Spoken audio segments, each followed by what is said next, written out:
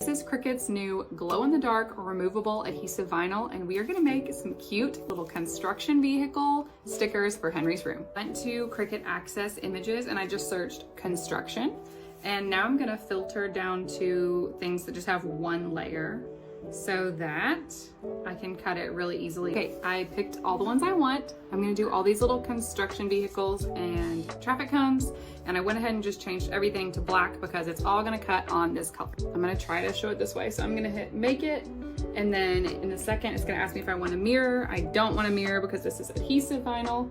So I'm gonna hit next. For the material settings, I chose premium. For the material settings, I'm gonna choose premium vinyl removable matte.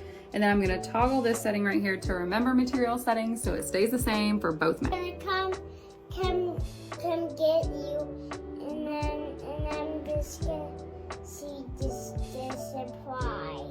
Okay. I think the best way to do this is literally just to peel them up, like with your hands. So let's go put it on the wall.